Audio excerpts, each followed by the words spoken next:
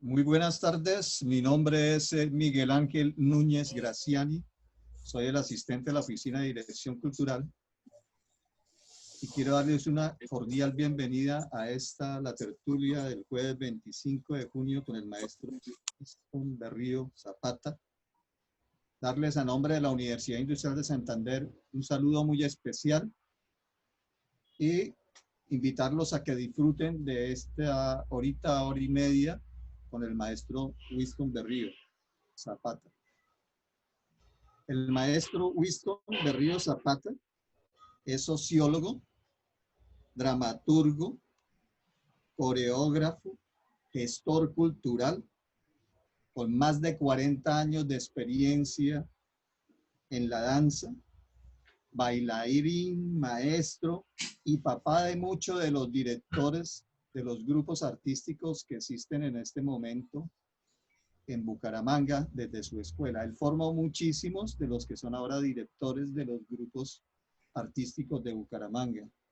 Entonces queremos darle una bienvenida al maestro Winston Berrío Zapata, que nos tiene hoy una tertulia sobre la danza escena. Entonces, maestro Winston, bienvenido. Queremos oír como su saludo de bienvenida y saber qué nos va a compartir hoy con esta tertulia de la danza escena.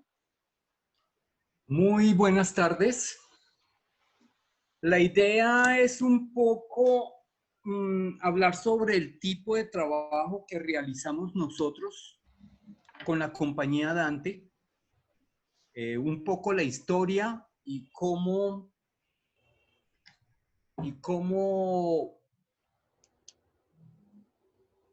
ha sido nuestro desarrollo.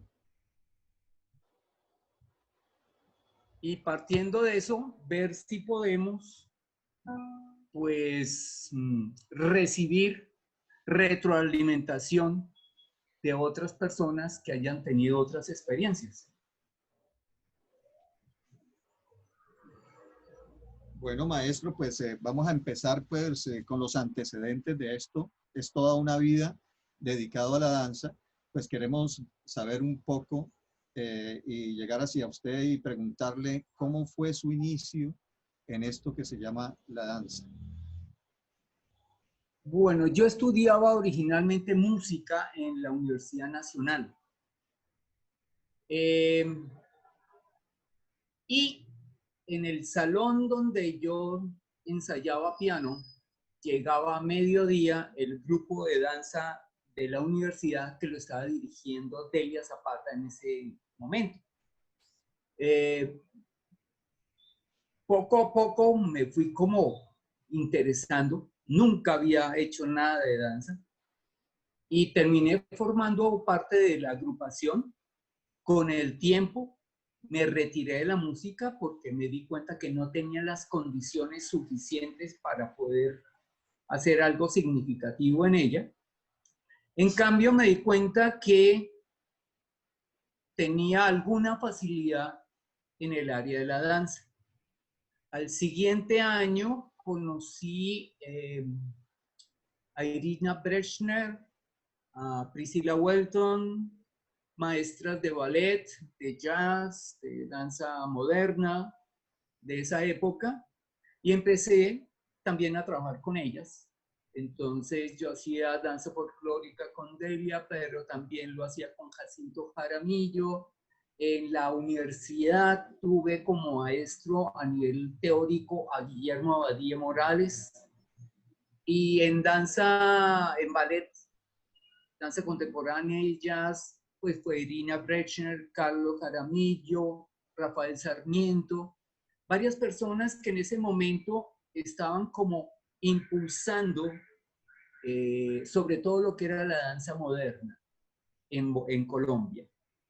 Y pues me pude tener una formación tardía, porque ya tenía yo unos 18 años, pero digamos que pude tener una formación aceptable para la época. Me di cuenta que un artista sin unos fundamentos teóricos suficientes, pues iba a estar cojo. Entonces estudié sociología Y eso complementó mi formación como artista. En 1980 llegó a Bucaramanga. En esa época con mi esposa habíamos decidido salir de Bogotá porque Bogotá no nos daba tiempo para la vida familiar. Entonces decidimos irnos a una ciudad más pequeña. Estuvimos viendo Cartagena, Cali, Barranquilla, Bucaramanga, pero nos decidimos Bucaramanga y ahí viene una cuestión como interesante, una anécdota, y es que la decisión en última se tomó porque vimos el auditorio Luisa Calvo. Y cuando vimos el auditorio dijimos, bueno, si tienen un auditorio tan grande, debe ser que hay muchísima actividad. Pero estábamos hablando de 1980. Entonces, realmente no había esa actividad que nosotros pensábamos que ya existía en la ciudad. Sin embargo, pues ya estábamos acá, empezamos a trabajar, yo empecé a trabajar con el DICAS, entré reemplazando a la maestra Pfefferbaum, la maestra alemana de piano que existía en ese momento, que se retiró por edad, y el único hueco que había para poderme contratar era ese. Entonces yo entré al DICAS como profesor de piano. Lógicamente, pues no hacía clases de piano, sino clases de danza. Al principio, dentro de la escuela de ballet de Sonia Arias, pero después se abrió el segmento o la modalidad de danza folclórica y yo me encargué de eso. Entonces, de ahí para adelante, Sonia siguió con la escuela de ballet y yo me encargué de la escuela de danza folclórica. Sin embargo, debido a mi formación, digamos que con otras técnicas, empecé a involucrar a los chicos que hacían folclore, dictándoles clases de jazz, clases de danza moderna, clases de ballet, bueno, más que todo fundamentos, porque consideraba que el bailarín, así fuera de folclore, debería tener una formación lo más completa posible, ya que consideraba que la danza folclórica, si uno no es un portador, como dice Guillermo, pues uno es un bailarín, uno es un artista. Entonces, eso implica que yo me tengo que formar dentro de los cánones de un artista que se va a presentar en un escenario. Y eso implica una serie de conocimientos. Entonces, pensando en eso, pensando en que el bailarín de danza folclórica tenía que ser un bailarín, no un bailador, no un más reproductor de la tradición, sino un creador sobre la tradición, fue que empecé a tratar de que estos chicos tuvieran esa formación. En ese caso, estábamos hablando de la compañía que en ese momento se llamaba Luis F. Camacho Mateus. Después, en honor al maestro Luis F. Camacho Mateus, uno de los investigadores más importantes de la región de Leña. Después, cuando el DICAS murió y se creó la primera Secretaría de Cultura, cambiamos a ser el grupo departamental de danza. Y así estuvimos hasta el 99, donde liquidaron la Secretaría de Cultura y nosotros, digamos que quedamos en el aire. Sin embargo, ya se había creado la Asociación Cultural de Profesores de Danza y esta entidad me apoyó para crear una escuela que siguiera trabajando con chicos de escasos recursos, ya que al morir las escuelas departamentales, la gente que no tenía cómo pagar quedó en el aire. Entonces, con la asociación empezamos a trabajar para estratos que no tenían la posibilidad de pagar una mensualidad o lo que fuera. Y así nació Danza Común. Así nacieron una serie de proyectos con Juan Manuel Latorre, cuando estuve secretario de Educación. Empezamos a trabajar con niños, formando agrupaciones en los núcleos. Y esa fue la base y la experiencia entre el 2000 y el 2004, para que en el 2005 organizáramos lo que hoy día es la Escuela de Formación Danzaria SEDANZA, que es donde se forman los chicos en un programa a 6 años, donde intervienen tanto el repertorio nacional colombiano en danza tradicional, pero también tienen formación en técnicas universales como el ballet, la danza moderna, el jazz, afro, y reciben algunos elementos de teatro, porque digamos que el estilo que más nos identifica a nosotros es el involucrar elementos teatrales en los trabajos que nosotros hacemos y desarrollar historias. El maestro Omar Álvarez nos habló, es decir, digamos que nos puso el rótulo de danza narrativa, partiendo de la primera obra que hicimos en 1995, que fue Tierra Viva, que marcó, digamos que fue la síntesis de toda la filosofía nuestra, y de ahí, partiendo de esa obra, tanto a nivel de la creación como a nivel de la pedagogía que desarrollamos, seguimos pensando en un bailarín polifacético, polifuncional, que creemos es que el que necesita el país, ¿sí? Entonces, pues seguimos en la brega, todavía existimos, ya tenemos una sede. En este momento la sede la tenemos en la González Valencia con 25. Después de estar con muchos colegios, originalmente el proyecto iba más o menos a 15 colegios donde formábamos grupos, pero viendo la perspectiva que había hacia el futuro con la jornada adicional que todos los colegios iban a tener, y teniendo en cuenta que Bucaramanga tiene el único colegio público de PI artístico en todo el nororiente colombiano, solo hay 4 colegios públicos artísticos en Colombia. Entonces aquí tenemos uno, entonces decidimos apoyar al colegio, y desde el 2017 trabajamos exclusivamente con estudiantes del Jorge Artila Duarte, apoyando al colegio en la modalidad de danza. Ahí está un resumen así, digamos que muy grande. Y entonces Dante sigue, ha tenido una cantidad de cambios. En este momento, de las 19 obras que he montado, 4 becas nacionales y como unas 8 o 9 departamentales, una nacional, una municipal, las he montado con Dante.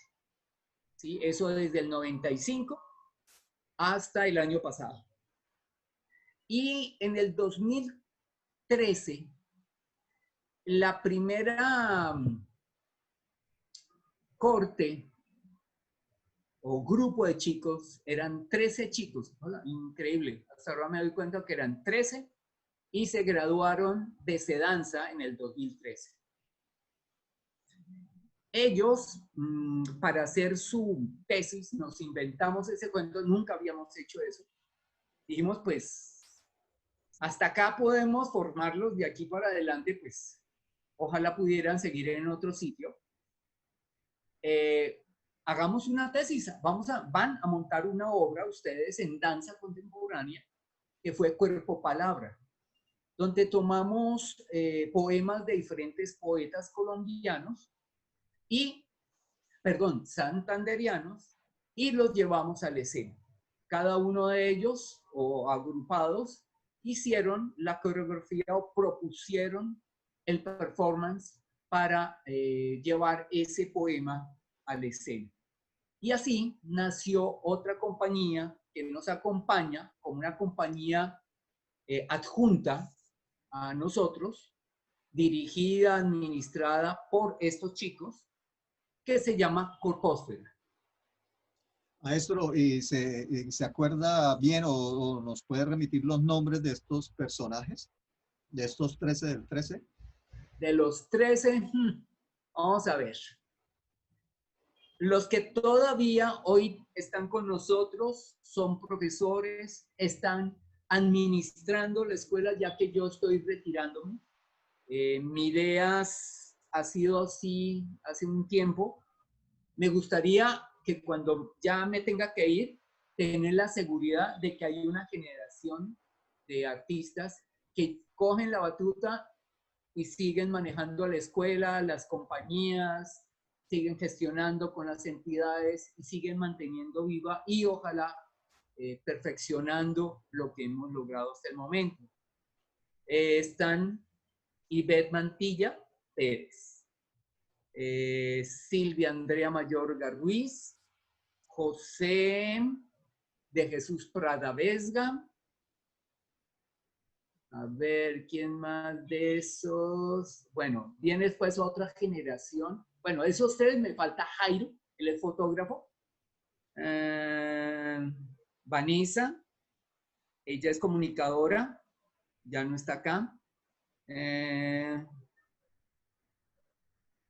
Está Juan Felipe Castro y Natalia Castro. Ay, Dios mío. Los otros se me escapan. Pero hay otra cantidad de personas que han formado parte de las compañías y que son muy importantes. Un ejemplo es Luz Milena González. Ella pues, se formó conmigo hace un montón de tiempo. Actualmente es la directora artística de Dante. Ella maneja todas las obras desde hace más de 10 años. No, desde hace como 18 años. Yo me he dedicado a la dramaturgia y a la coreografía y ella me ha complementado, ya que tiene un talento especial para la dirección. Yo no lo tengo, soy demasiado disperso para ser director. Soy coreógrafo, me la paso inventando cosas y sobre todo soy dramaturgo. Entonces nos estamos complementando a la hora de producir las obras. También está Caterine Robles, otra ex bailarina, pero que sigue con nosotros y hoy día es la administradora general de los proyectos nuestros. José, que está de profesor y coordinador operativo en Sedanza. Silvia, la que te nombré, que también está de coordinadora académica de Sedanza. Está Ivette, que está de profesora. Está Miller, que está de profesor. Bueno, eso más o menos el equipo. Hay unos que se nos fueron. No sé si te acuerdas de Alba. Sí, claro. Bueno, Alba, tú sabes que está en Francia. Se nos fue hace 3 años a hacer una maestría y se quedó. De vez en cuando viene, nos dicta talleres, se encuentra con los chicos. Ella se especializó, pues, ella aquí era actriz bailarina, entonces ella manejaba mucho esa materia teatral. Se fue y allá está, pues, feliz, se casó. Entonces, pues, ha sido como, yo no diría una pérdida, pero sí nos está haciendo falta ella como persona y como maestra.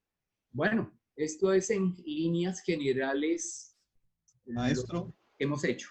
y esto, todos esos personajes, todos estos bailarines, todos esos ahora maestros, con el perfil de ser bailarines integrales, también con la misma mirada que ustedes tenían de que tenían que aprender los diferentes movimientos, mejor dicho, las diferentes manifestaciones de la danza, ¿sí? Para ser artistas integrales. Además de eso, entonces, agregarle la parte de la teatralidad, porque habla, como usted decía, que el maestro Omar Álvarez le dio el título de danza narrativa. ¿sí? Usted habla de danza escena, ¿sí? Entonces, ¿cómo diferencia usted esas dos cosas? Y si existe ese perfil de ese bailarín integral como usted lo concibe, ¿todos estos que han salido son bailarines integrales? Una cosa es la escuela y otra cosa ya la realización del artista. Pienso que el PI contemporáneo, tanto de colegios como universidades, debe ser un PI abierto y un PI flexible. Abierto en el sentido de que sean muchas puertas por donde el estudiante pueda circular, entrar, conocer, experimentar y seguir. En ese proceso, en esos 4, 5, 6 años de estar conociendo, experimentando, aprendiendo, tomará su decisión y escoge qué camino quiere tomar. Así lo han hecho muchos de ellos. Tú conoces a algunos. Luis José León, Lenga, él se fue por el lado del folclore. Alexander Salazar, él se fue por el lado de la danza internacional y de la danza moderna. Está Néstor Sánchez, director del grupo de música y danza de la UIS, que se fue por el lado del folclore. Ellos quizás por ser de una generación anterior al año 2000, ya que la generación del 2000 fue la que empezó con un proceso mucho más intensivo a nivel de danzas universales. Pero entonces, por ejemplo, está también está Ramón, que trabaja en danza en la Merced, de los que están acá. Y hay unas nuevas generaciones como Andrés Gutiérrez, que es de danza urbana, tiene su escuela, su academia, su grupo, etcétera, etcétera. Está Lady Roa, ella vive actualmente en Bogotá y se fue por el lado de danza contemporánea, ya ha ganado varias becas de creación en Bogotá y acá también. Está en Barcelona, Javier, él se fue por el lado del ballet cuando ya no pudimos darle más. Él cogió para Bogotá, estuvo estudiando allá con Alicia Cajiado, ella salió de Incol Ballet, y de ahí decidió irse para España, está en Barcelona, y hasta antes de todo este despelote estaba trabajando en la Ópera de Barcelona, haciendo danza, haciendo teatro y haciendo lo que le pidieran. Entonces, ha sido, digamos que la mayoría. Y está otro de danza contemporánea que es Omar Rojas, que en este momento está en Medellín y está integrando 2 compañías de danza contemporánea en Medellín. Entonces, cada uno coge para donde quiere. Y es que pienso que nuestro oficio desde el punto de vista de la formación es ese, abrirles caminos para que ellos puedan tomar su decisión y decir yo me voy por este lado o me voy por aquel otro. Creo que es lo fundamental en una escuela actual, ¿sí? Los bailarines especializados ya no son funcionales. Un ejemplo es Incol Ballet. El Incol Ballet de hace 20 años no aceptaba ni siquiera la danza moderna, mucho menos pensar en danza contemporánea. Los chicos tenían una línea y era el ballet clásico. Sucedieron varias cosas en estos 20 años y Gloria abrió el campo hacia el aspecto de la danza moderna y contemporánea, y hace unos 6 años se abrió también para la danza folclórica. Entonces, hoy día los chicos tienen 2 líneas, la línea del ballet, pero tienen modalidades también de danza moderna y contemporánea, y está la línea de folclore en Incol Ballet. Y la mayor parte de las escuelas a nivel nacional, de una u otra forma, han estado, digamos que haciendo ese cambio. Porque es que el mismo chico no quiere quedarse en un solo camino, quiere conocer caminos, quiere fluir por diferentes partes y ver qué decisión toma. Ahora, lógicamente, no todo el mundo va a ir a la danza. Este es una carrera bastante exigente. Se termina muy temprano. Y fuera de los logros personales, las satisfacciones personales, pensar en que haya otro tipo de satisfacciones económicas o alguna cosa por el estilo, realmente no las hay. Sí, que uno viaja, sí, pero pensar que va uno a poder vivir de bailar, no.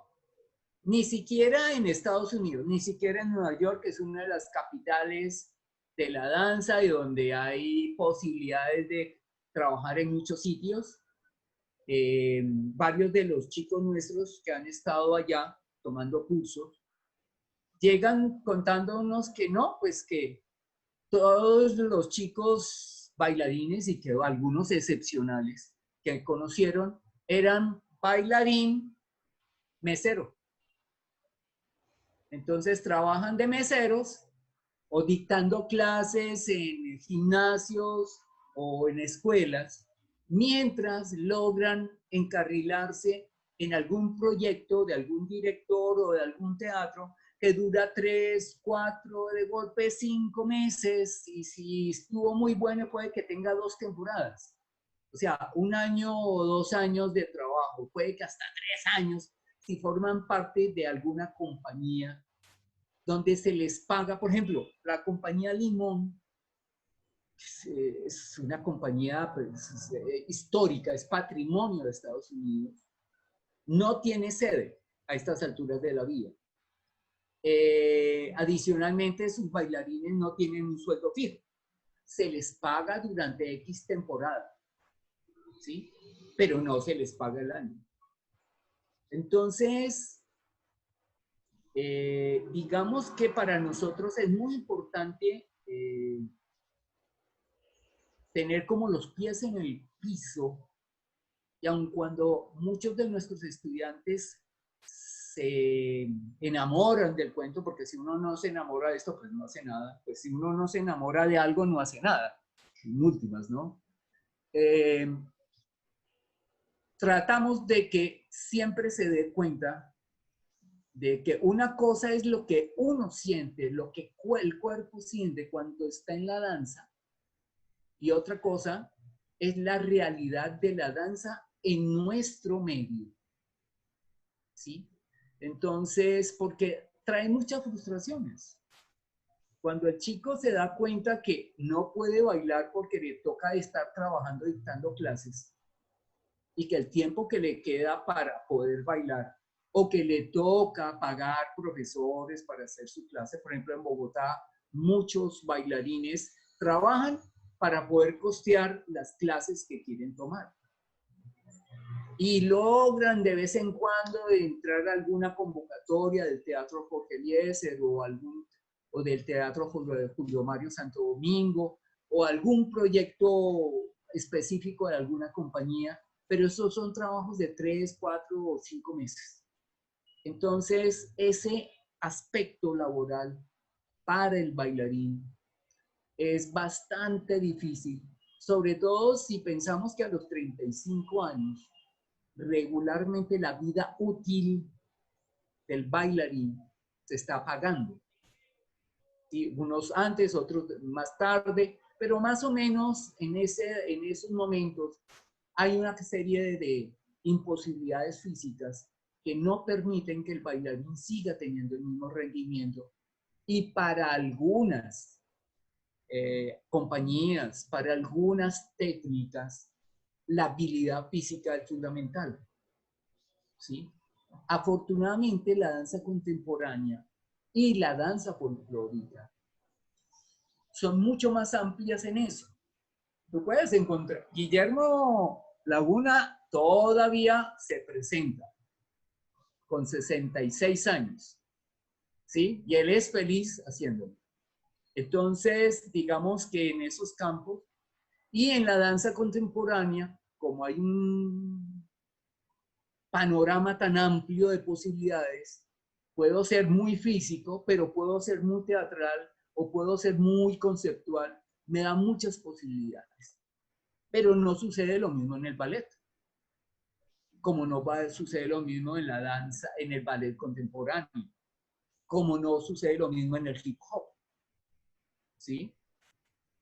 Una cosa es un muchacho de 16, 18, 22 años haciendo hip hop.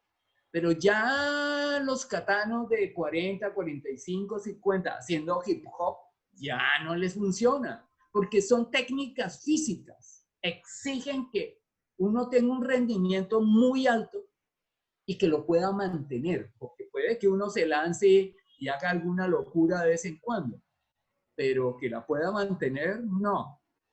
Teniendo uno por allá en la clínica. Maestro, antes de que las personas que están participando de esta tertulia quieran, levantando la mano o escribiendo en el chat, solicitar que se le habilite el micrófono para hacer sus respectivas preguntas, yo quiero traer a memoria dos cosas que me parecen que para mí han sido muy importantes dentro pues hay muchas cosas que son importantes, traer memoria a las puestas en escena suyas y las del maestro Laguna y de todo lo demás.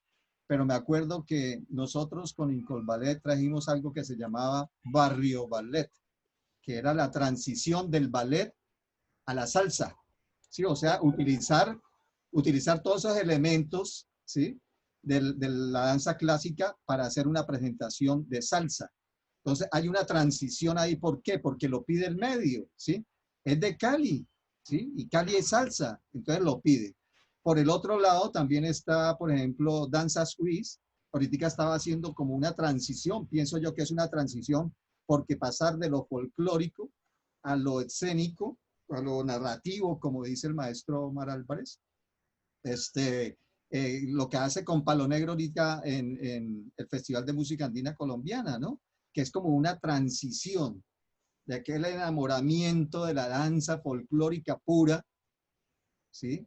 Con los trajes típicos, a ese vestuario que cambia en su rigor por cosas que son más danza moderna, ¿no? Y que tiene que ver muchísimo más con la danza moderna, ¿no? Con la presentación de danza moderna y donde se involucra incluso música contemporánea, música totalmente diferente de Edson Belandia para poner en escena esta obra de Palo Negro de Danza Suisse.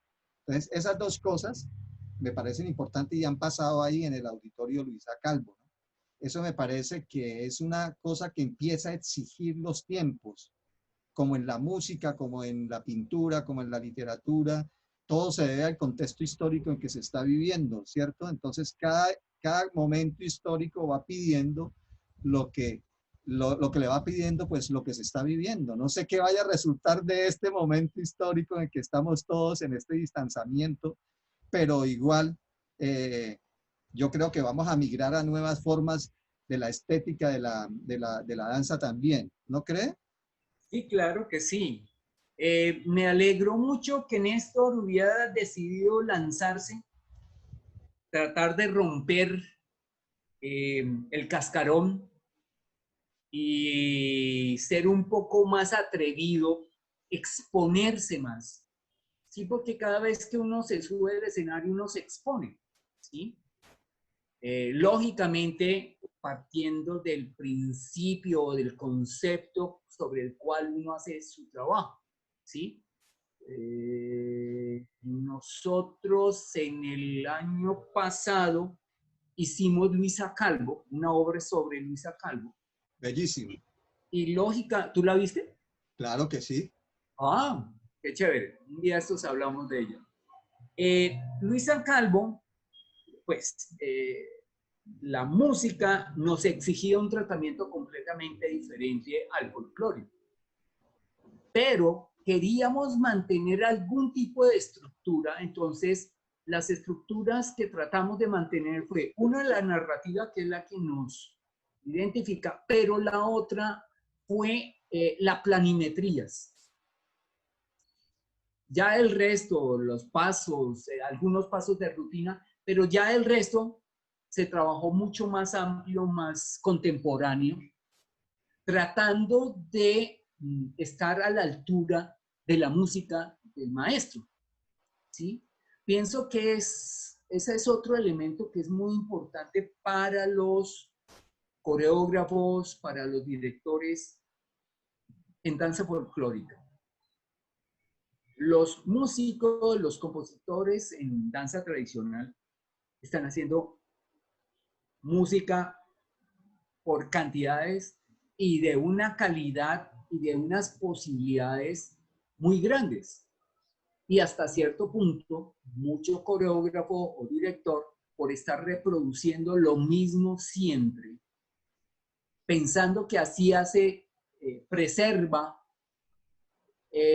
está dejando pasar muchas oportunidades para que el público se renueve, para que el público vea cosas diferentes, tratamientos diferentes, conceptos diferentes del desarrollo de una pieza musical tradicional. Entonces, pues, eso también forma parte como de las necesidades que hay y que los teatros, como Luisa Calvo, pues propician eso, ¿no? Impulsan a que, pues si uno se va a presentar en el Luisa Calvo, tiene que tener unas condiciones, unas calidades, y tiene que estar mostrando algo que,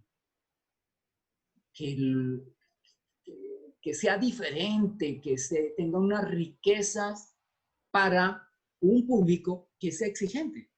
Porque el público de Luisa Calvo es un público que de estar yendo, de estar mirando, de estar comparando, está adquiriendo una capacidad crítica que cada día se refina.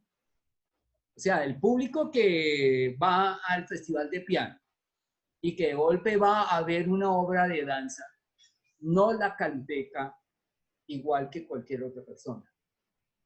Empieza a tener unas condiciones, a pedir, a exigir unas condiciones estéticas, técnicas, tecnoescénicas importantes. Entonces, en eso nos ayudan mucho los teatros, en exigir.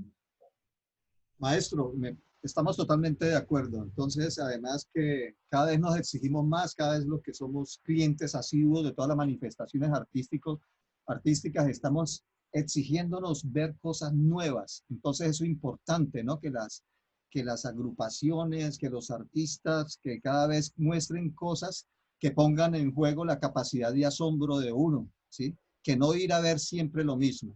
Precisamente ayer tuvimos de invitado al maestro Néstor Sánchez con una tertulia que se llamó precisamente Palo Negro y tratamos sobre el tema de Palo Negro. Él está ahorita presente.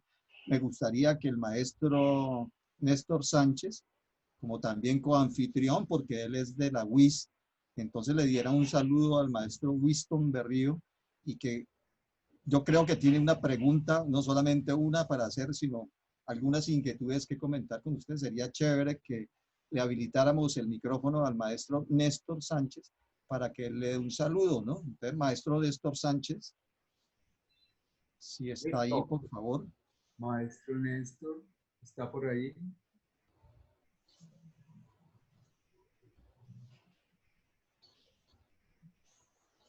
Creo que sí está. No, bueno, no está. Maestro Sánchez, Néstor Sánchez no está en este momento, pero sí me pareció ver. Ah, ya está. Por favor, le habilitamos el micrófono al maestro Néstor Sánchez. Edward Schneider, por favor. Ya sí, señor, ya se lo estoy habilitando, ya lo habilité. Listo, maestro Néstor. Ya, buenas tardes. Hola, Miguel. A todos los invitados y en especial, pues, al gran maestro de maestro Winston Berrío, mi maestro en mi última etapa de formación como bailarín y del cual, pues, o tengo gran parte de mi experiencia y de la manera como él me permite interactuar dentro de la compañía. Recuerdo el momento en que cuando lo conocí, que yo estaba estudiando artes plásticas en el DICAS, y yo sabía, o sea, que había un salón de danza, pero pues yo solo veía los de contemporáneo, pero yo no veía nunca a los de danza folclórica hasta que una vez nos tocó una clase en la noche, cuando eso estaba Esperanza Barroso, no sé si el maestro Winston se acuerda Sí, de ella, Esperancita. y esto nos citó a un ejercicio, que tenemos que hacer un ejercicio para hacer la parte de percepción de la transición de lo que era del claroscuro con una vela, ¿sí? Y pues eso solo se lograba en la noche, oscureciendo y con una vela y tratando de sacar las sombras. Y, bueno, ella también, muy bacano. Y yo voy saliendo de la clase y pues me quedo ahí un rato y me encuentro a maestro Winston y que, y bueno, y me invita, me acuerdo que me invita y después pues fue seguir en las mañanas con las artes plásticas y en la noche, ¿no? En la noche, para eso los sábados, porque santo Dios, si era lunes, martes, miércoles, jueves, viernes, sábado, 1 de la tarde y hasta no sé qué horas nos tenían allá. Y cuando sale Tierra Viva, eh, recuerdo que, bueno, que estaba armando todo lo del proyecto y me dice, bueno, necesitamos irnos a levantar plata a Bogotá, al Festival del Cuerpo Habla, creo que se llamaba, ¿no es cierto? Sí, Creo que sí. que fuimos a concursar la primera vez con Tierra Viva. Ah, sí, sí, Y, sí, sí. y y me dice, bueno, haga los palos del Corpus, ¿se acuerda? Sí, sí, Y sí. fue esa primera experiencia plástica que usted me entrega y paso yo esas noches hasta la madrugada, 2, 3 de la mañana ya, y encarnizado, pues, como decía usted, la emoción, pues veíamos la obra, los compañeros, algunos se quedaban.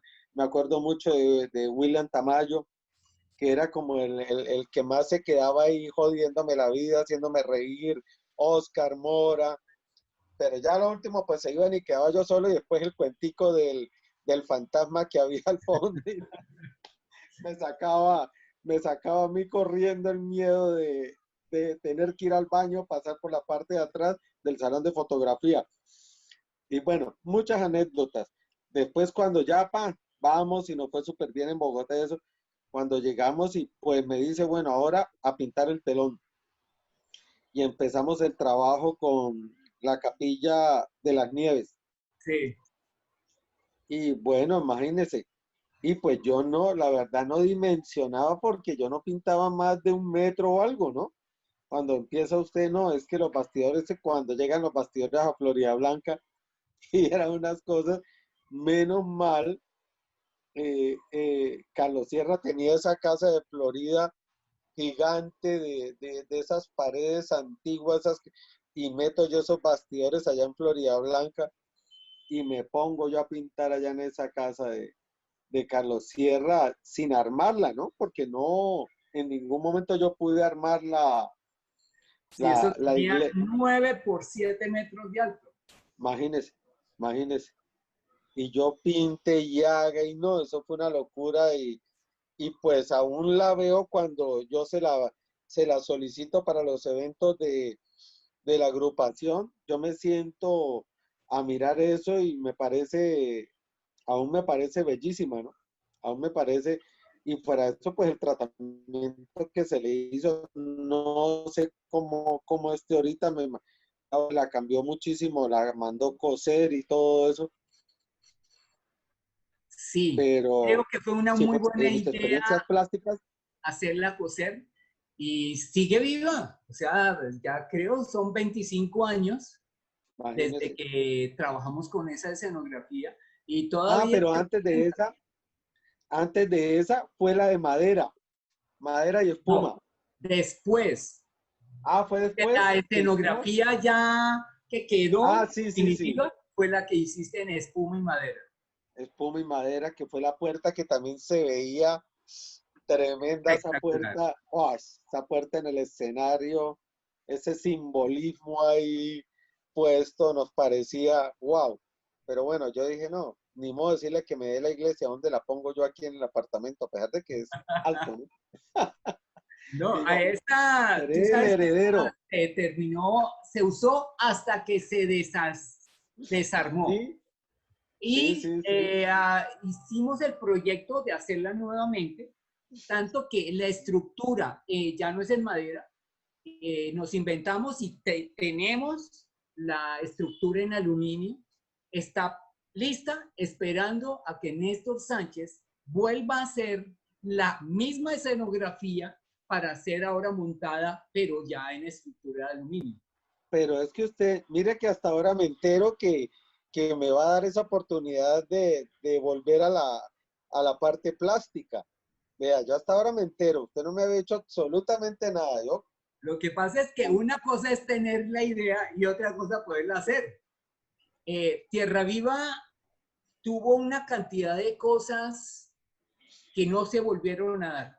O sea, Tierra Viva a precios de hoy pudo haber costado entre 150 a 200 millones de pesos la producción.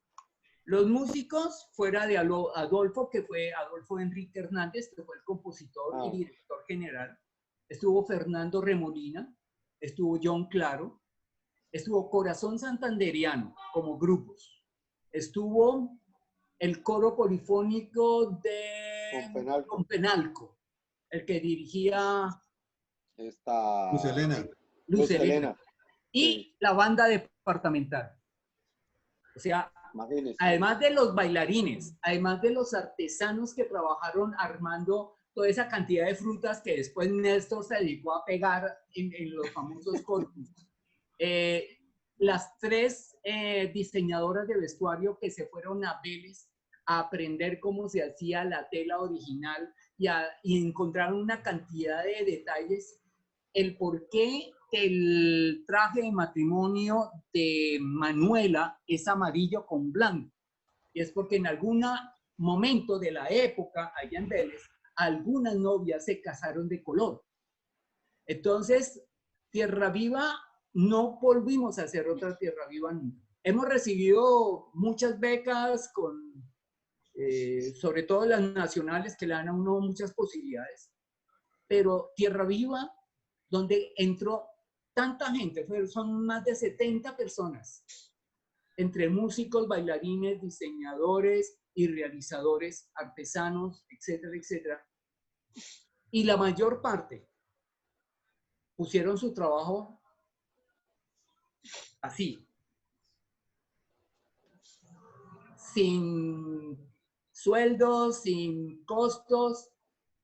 Tuvimos la plata para comprar telas, para comprar materiales y para comprar el primer equipo de luces que tuvo algún grupo aquí Sí. y que lo instalamos en el Luisa Calvo muchas veces, porque en esa época el Luisa Calvo no tenía iluminación. Y cargamos con esa iluminación por todo el departamento, armando teatros donde Néstor hacía, además de ingeniero, tratando de lograr que hubiera una cámara negra en la mitad de una cancha de fútbol. De fútbol. Fue una cancha de voleibol, peleando con el viento que se quería llevar. La vez que nos presentamos en Piedecuesta, nosotros dejamos todo el montaje tirando templetes desde la alcaldía, desde el segundo piso de la alcaldía hasta unos postes de la luz. Armamos todo y el viento se llevó la escenografía y la partió. Bueno, fue toda una locura y la gente que formó parte de ese equipo, que durante 10 años, entre 1995 y 2005, llevamos Tierra Viva a más de 200 presentaciones, pues fue único. Hoy estaba hablando con Lilia y me acordé de un aguacero que nos cogió terminando la obra en Barbosa, y que el barrial era espantoso y ella recogiendo cables, bueno, todos, pero me acordé de ella porque ella es chiquitica, recogiendo esos cables que eran grandísimos, llenos de barro, todo el mundo embarrado, todo el mundo mojado, pero lo más rico era que todo eso era una rumba, todo eso era una fiesta, porque de ahí salíamos para otro pueblo. Nosotros muchas veces en el viernes en la noche estamos en un sitio, el sábado en la mañana en otro, el sábado en la tarde en otro, el domingo en la mañana en otro y volvíamos a Bucaramanga.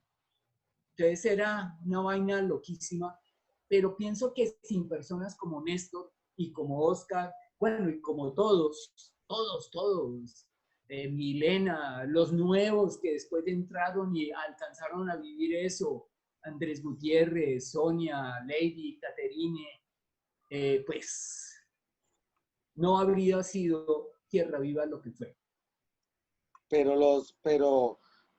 digo, los privilegiados, perdóneme, digo, nosotros por haber vivido esa concepción suya de producción y montaje, de crear, porque más o menos usted yo creo que tenía como, si no me equivoco o estoy mal, usted me corrige, 20 años de estar usted concibiendo la obra, ¿no es cierto, maestro? O algo de haberla escrito, No, yo comencé a raíz de un trabajo que hizo Oscar Mora en Aratoca, de Navidad. Los matachines de Aratoca.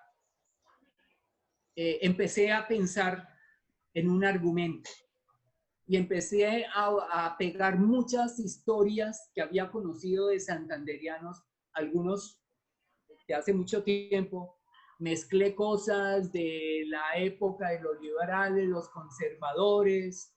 Me acuerdo que la muerte donde mata a Agustín al hijo salió de una noticia de un papá que sin querer, o sea, lo robaron, el papá salió con el revólver a la calle, le fue a disparar al ladrón y mató al hijo. Ese pedacito lo cogimos y lo metimos en la obra. Y que pues es una parte muy terrible de la obra, porque tratamos de contar 50 años de muchas cosas que sucedieron en Santander entre 1850 y 1900. Y pues lo que digo ahora, sin ese montonón de personas que entraron a ayudar desinteresadamente, es que hay casos, nosotros todavía nos preguntamos muchas cosas.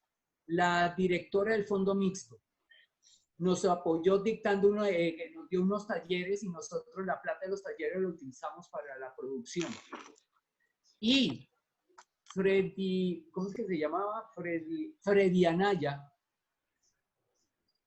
no sé por qué nos quiso apoyar, pero fue durante la secretaría que logramos financiar parte de la producción y estrenarla.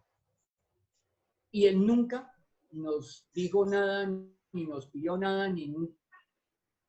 Entonces, pues no sé, fue muy mágico.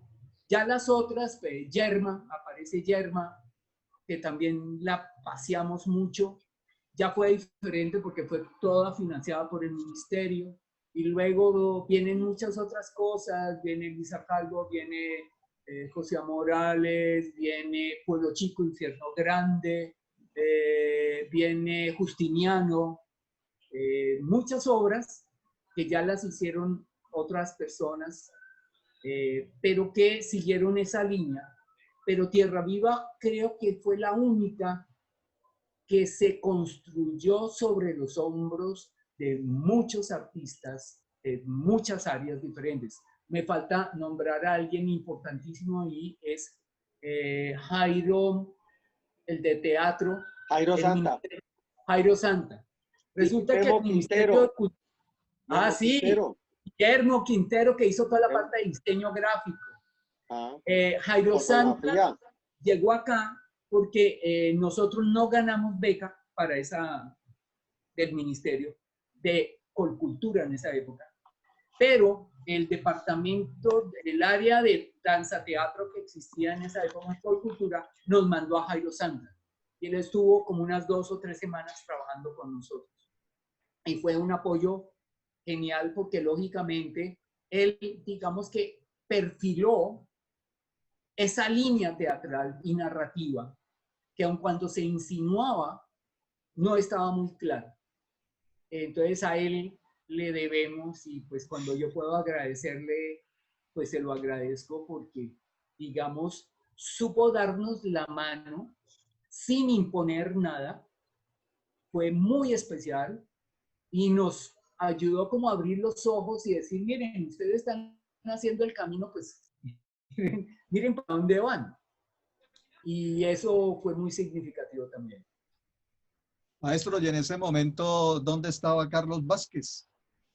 Carlitos trabajaba en Barranca.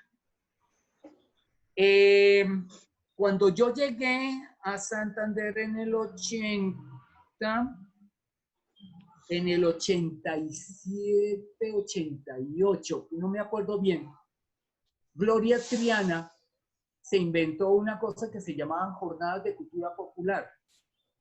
Como yo había trabajado con ella estando en Bogotá, me dio la coordinación de la primera jornada que se hizo en Barranca Bermeja. Las jornadas eran llevar artistas de toda el área, en este caso Bolívar, Magdalena, Cesar, Córdoba, bueno, toda esa zona, además de las zonas de los Santanderes y Boyacá. Todos esos departamentos iban artesanos, músicos, pintores, bailarines, de todo.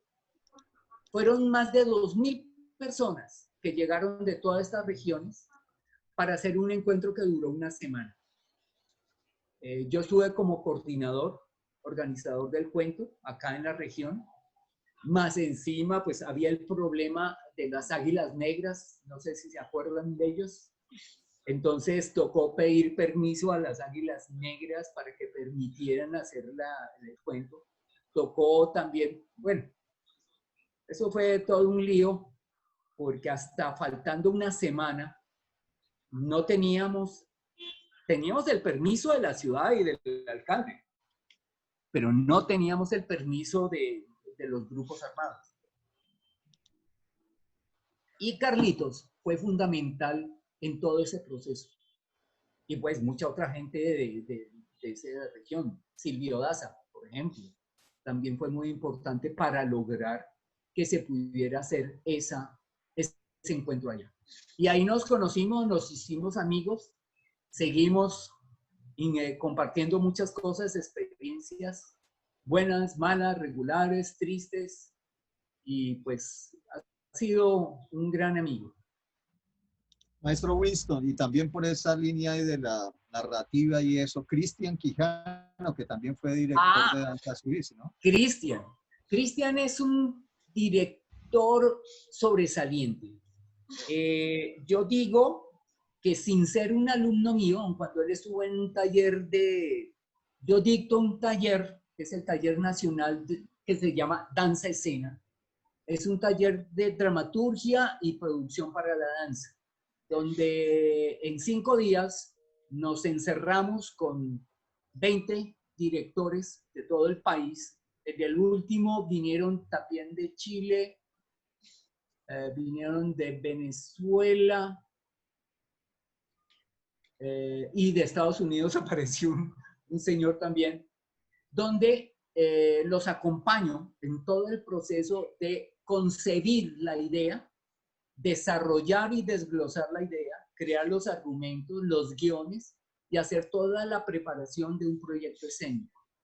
Eso es un trabajo muy bacano porque es un intercambio mental de 14, 15, 16 horas diarias, donde estamos intercambiando ideas y resolviendo problemas de un montaje hasta lograr su concepción completa, el proyecto completo para poder ser presentado a a las convocatorias que salen.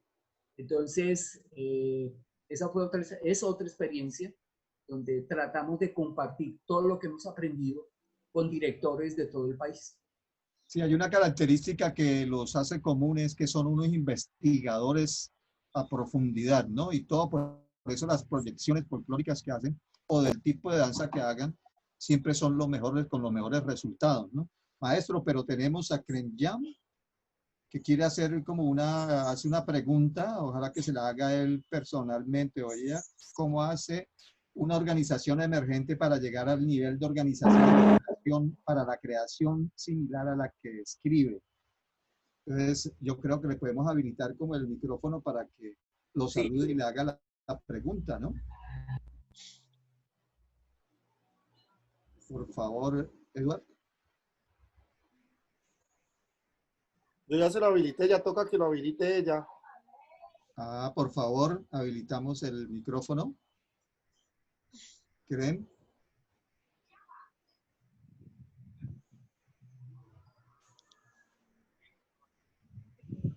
Pero el micrófono está inhabilitado, está en rojo.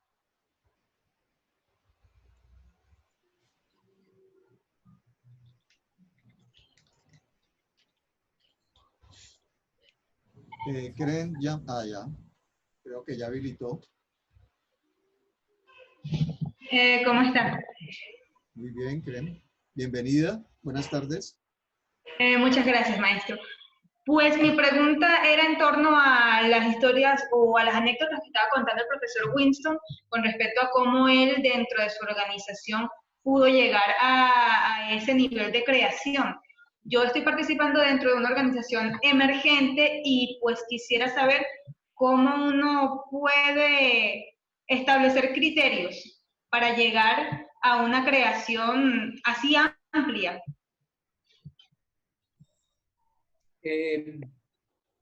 Bueno, el problema no son los criterios o los conceptos.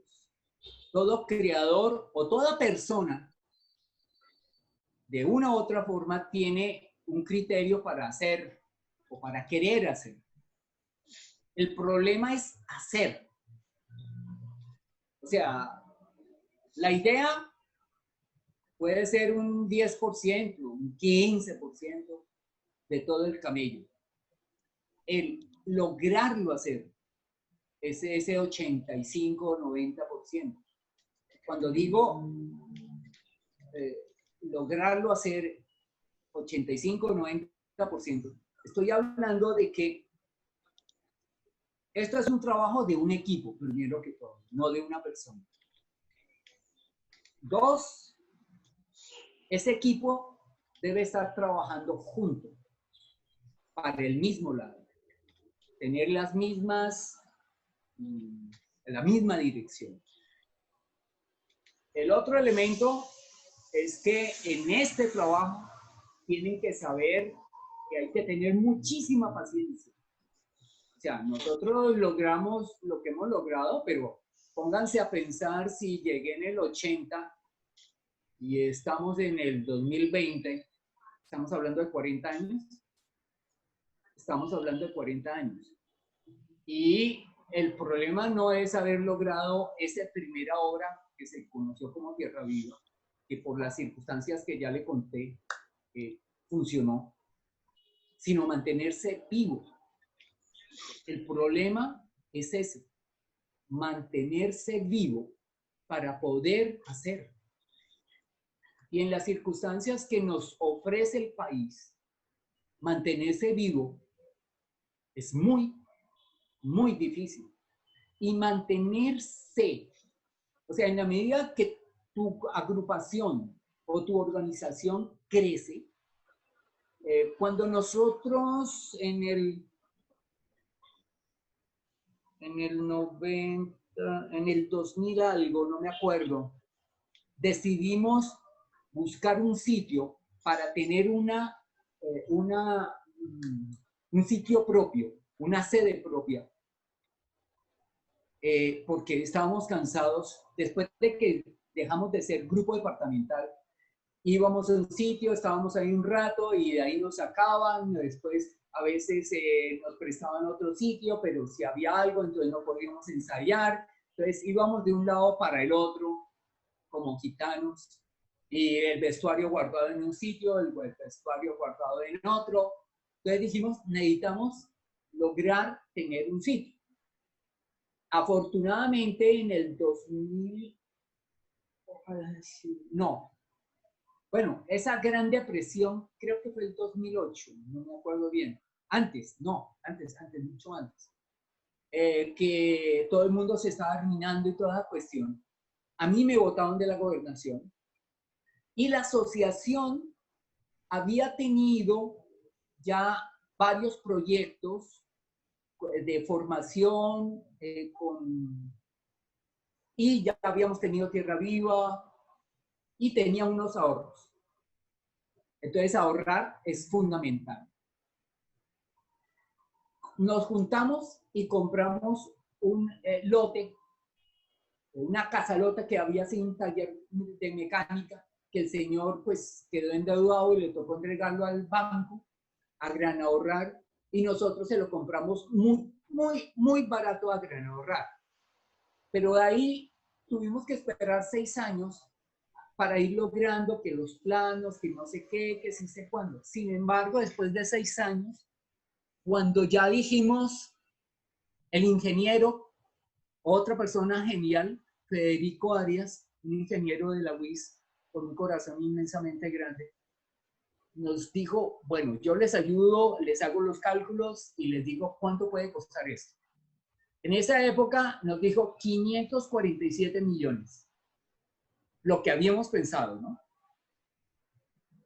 Porque lo que habíamos pensado es una idea que nació con el director del ballet del siglo XX, Maurice Béjart. Él creó una comuna de bailarines, pero a él le donaron el sitio donde vivían. Nosotros compramos ese garaje y 6 años después teníamos los planos y él nos dijo 547 millones. Nosotros no teníamos nada. Entonces dijimos, pues guardemos eso y puede que más adelante. Y empezamos a pensar en vender el lote para comprar una casita que pudiéramos medio adecuar, pero que fuera nuestra. Entonces lo hicimos, efectivamente. El lote se vendió muchísimo más, en mejores condiciones, y logramos comprar la casa, arreglar un pedacito y nos trasladamos allá.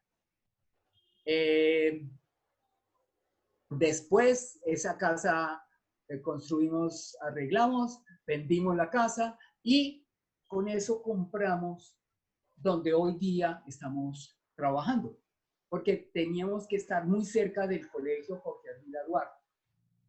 Entonces, pero fíjense que estos son 12 años, 13 años, 14 años. Entonces, creo que la persistencia, el aguante, el seguir camillándole al cuento, el tener fe en que las cosas van a suceder, el trabajar en equipo, no pensar que uno solo es capaz de hacer todo, es fundamental. Ahorrar, bueno, tener como una idea clara hacia dónde quiere ir uno, ir llegando poco a poco. Eso es como el secreto del cuento. O sea, si tú sigues camellándole duro y fuerte, puede que en 10 años tengas cosas y puede que en 20 tengas más y puede que en 30 estés no sé dónde, pero lo único es el camello. Más de 40 años de trabajo, maestro, para llegar a donde está, ¿cierto? Entonces yo pienso también, ¿dónde queda la sede que dice cerca al Jorge Ardila Duarte? González Valencia 2535. Eso quiere decir, si tú estás en la Clínica San Luis y vas a la González Valencia, bajas y volteas a mano derecha media cuadra, ahí está. En este momento, si en unos años lo logramos, tendrá 3 pisos. En cada piso habrá un salón y tendremos espacio para oficinas, etcétera, etcétera. Nuestra idea originalmente es que ahí funcione la escuela, ofreciéndole todos esos espacios al Jorge Ardila, pero el Jorge Ardila también logró unos espacios propios y en los últimos 4 años, 5 años nos hemos dado cuenta que este grupo tiene que ampliarse a otras áreas. Entonces, nos imaginamos que en algunos años esa sede no solamente será la sede de la Escuela Sedanza o la Compañía Dante o Porpófera, sino la sede de algunas otras agrupaciones, ya sea de teatro, ya sea de grupos de pintores, no sé, muchos artistas que empiecen a utilizar los espacios y que entre todos tratemos de seguirla manteniendo viva, ya que el peso de mantenerlo vivo es cada día más difícil. Ah, y lo que les iba a decir, cuando nos metimos en el primer lote, yo les decía, bueno, aquí la decisión que vamos a tomar es terrible. Terrible porque hasta el momento no tenemos nada, entonces no hay ninguna razón para pelear y no hay nada que perder. Pero en el momento en que tengamos una sede, hay un algo, y hay un algo que podemos perder. Y entre más crezcamos, más duro puede ser el golpe cuando caigamos. Porque esa sombra siempre está detrás de cualquier actividad humana. Todo lo que arrancamos los seres humanos, tarde o temprano, se acaba o cambia fundamentalmente. No sé cuál será el futuro nuestro. Esperamos sobrevivir a lo que estamos viviendo en este momento. Afortunadamente nos cogió con unos ahorros. Nos bajamos los sueldos más allá de la mitad. Nos bajamos los sueldos a sueldo de sobrevivencia para poder pagar más el mercado o el arriendo y poder mantenernos así hasta ver si el otro año podemos arrancar nuevamente. No sabemos si lo logremos. Estamos ayudándole a otros compañeros que por su situación pues tienen dificultades. Tomamos la decisión de que lo más importante es que si pasamos, pasemos todos. Y si no pasamos, pues no pasamos ninguno. Y eso implica que si a final de año no tenemos cómo comenzar el siguiente, pues se pondrá un letrero de se vende. Y no va a ser, maestro, porque las cosas cuando se hacen de corazón y de buena voluntad y tienen tanta proyección y tanto apoyo para otras personas desinteresado, siempre salen avante, ¿no? Entonces yo creo que no va a pasar eso y Dios quiera ya el año entrante, entonces otra vez la compañía estará en todo su fulgor. Bueno, esperemos que sí. Sí, así va a ser. Yo creo que Karen le dice que muchas gracias por la información que le dio. Parece interesante. Estábamos hablando de Cristian Quijano. Cristian Quijano también fue, y Carlos Vázquez también fueron directores del grupo de danzas Luis. Sí. Estaba hablando de Cristian y te estaba diciendo que sin ser un alumno mío, cuando estuve en el taller que les di, es una persona que tiene una visión escénica muy interesante, ¿sí?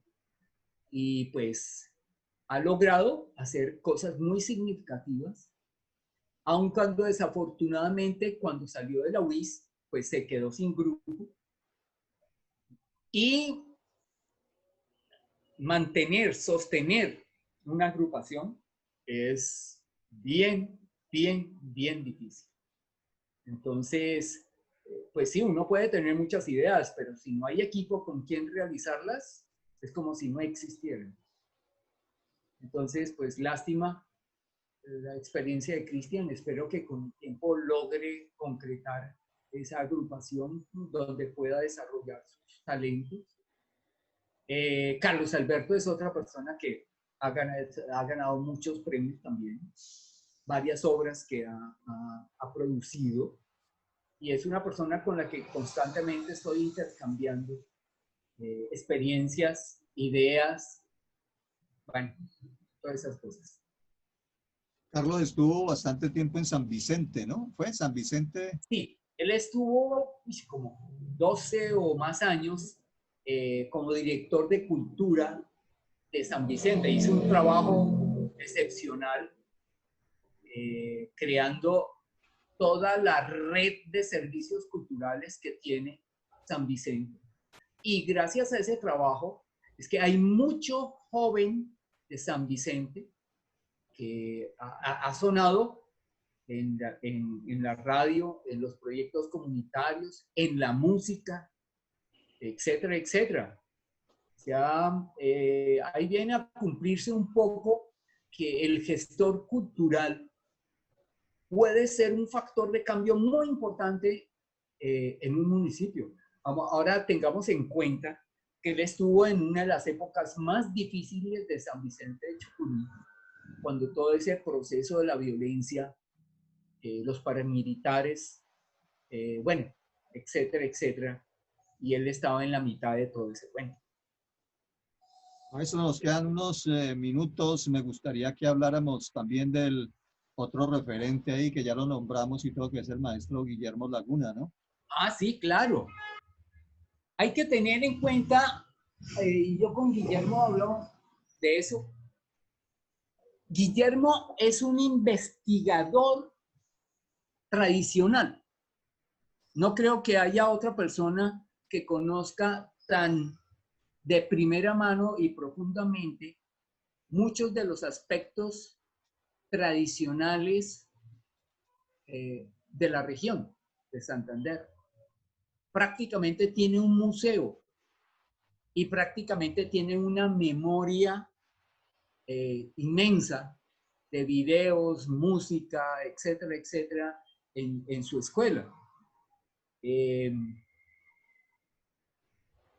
Pienso que de alguna forma el Estado tiene que darse cuenta que ahí hay una riqueza que no se puede dejar perder y que hay que buscar cómo, estando él vivo, poder habilitar toda esa información, poderla organizar, digitalizar, crear una especie de museo de la cultura popular santanderiana. Y él tiene muchísimo, muchísimo para aportar en esa línea. Yo no soy un investigador de campo, yo soy un creador escénico. Entonces nuestros perfiles son muy diferentes, ¿sí? En cierta forma, yo me baso en él en muchas de las cosas que de lo tradicional sobre las cuales yo experimento. Lo mismo sucede con Colacho. Colacho, le iba a decir, maestro. El maestro Colacho también es una persona que conoce profundamente los aspectos populares de nuestra tradición, sobre todo desde la costa, que es la zona fuerte de él, aun cuando hizo muchísimo trabajo aquí también en la zona andina. Él empezó por Santander y fundó Danza Suisse, ¿no? Fue el fundador de Danza Suisse. Exactamente. Y cuando yo llegué a trabajar, uno de los trabajos que conseguí fue trabajar en la UIS. Y yo dictaba unas clases en la esta de música, pero unas horas que eran 4 horas a la semana, me las dieron para ser asesor del maestro Colacho. Entonces ahí nos conocimos y trabajamos un tiempo y toda esa cuestión, fueron unos 2 o 3 años, no me acuerdo bien. Ya después ya no pude volver a trabajar en la UIS, tenía otras ocupaciones, entonces me abrí de la universidad. Pues maestro Winston, ha sido todo un placer y podríamos seguir hablando y anecdoteando de muchas cosas que tienen que ver con respecto a la danza y de tantos protagonistas que hay en la danza aquí en Santander, porque somos verdaderamente unos generadores en este aspecto del arte, de la danza, aquí en Santander. Tenemos muy buenos, como le digo, hay una cosa importante y es que todos son investigadores, ¿sí? Unos alumnos de otros, pero igualmente son personas muy serias con todas sus propuestas, con unas investigaciones muy claras con respecto a lo que tiene que ver con la proyección folclórica, ¿sí? Porque igualmente yo vuelvo y repito y somos claros que todo lo que se haga fuera del contexto y sin ser contaminado son proyecciones folclóricas, ¿sí? En ese aspecto, pues entonces somos, yo creo que en Santander, líderes de muchas cosas importantes. También quiero invitarlos porque la próxima semana, miércoles y jueves, el miércoles vamos a tener al maestro Barlac Rojas Torres, que es también un ilustrador santanderiano. Y el día jueves 2 de julio, ya en julio, tendremos a Mario Mantilla, que a propósito, Mario Mantilla es el defensor del televidente, productor de cine y televisión, comunicador, etcétera. Está cumpliendo años hoy, ¿sí? Hoy que otra vez TRO otra vez abre sus canales, entonces que ha también, TRO ha sido también un apoyo fundamental para la divulgación de muchas cosas de la región. Entonces vamos cordialmente invitarlos a que la semana entrante, miércoles y jueves, pues sean este invitado. Y a los asistentes, muchísimas gracias, los esperamos, tenemos nuestros asiduos visitantes, público cautivo y recurrente en estas tertulias. Muchísimas gracias por su participación. Y a usted, maestro Berrío, de parte de la Universidad Industrial de Santander y de la Oficina de Dirección Cultural, muchísimas gracias, totalmente complacidos, y sé que vamos a tener otra oportunidad de conversar desde otras miradas, otras cosas que tengan que ver con su vida como protagonista de la cultura en Santander. Bueno, muchísimas gracias a todos, a Luis por invitarme y a todos por los que llegaron, por oírme. Un saludo para muchos que he visto ahí el chat que me quieren saludar, pues ya no queda tiempo, pero muchísimas gracias por estar, por acompañarme y por Tenemos todavía, podemos tener unos minuticos, maestros. Si alguien quiere darle un saludo al maestro Winston Berrío, pues con mucho gusto le habilitamos el micrófono para que le den el correspondiente saludo. Está, por ejemplo, está Sara Pinzón, José Luis Camargo, que es un egresado UIS, que está en Canadá, que es un asiduo asistente de nuestras tertulias y siempre saluda a nuestros participantes. Tenemos ahí entonces habilitado el micrófono, entonces para Saray Pinzón. Saray, pues le habilitamos el micrófono a Saray para que un saludo, por favor. Hola, maestro. Yo, mujer, ¿cómo estás? Bien, maestro, feliz, bailando, estoy en la EMA ahorita. ¡Ay, qué bueno! Me alegro muchísimo. Gracias, ¿Y en qué estás? Salud, ¿En contemporáneo? En ballet y en contemporáneo. Ay, mami, te saludo. En ballet y en contemporáneo, maestro. Me alegro muchísimo. Me alegra que sigan eso. ¿Y ya el colegio terminado? Sí, el año pasado, pero ahorita pues esperar a que pase un poquito esto y mirar a ver. Ay, bueno, tenemos que hablar a ver qué es lo que va a estudiar. ¿Qué quiere estudiar? Pues creía que tenía algo seguro, pero creía, no sé. Ah, bueno, cuando quieras hablamos y parte Pero de maestro, ¿por dónde podemos hablar? A ver. ¿Tú tienes algún contacto con Silvia? No, pero yo la puedo buscar. Ah, bueno, por Face te queda fácil. Es que yo tengo Face, pero nunca lo abro.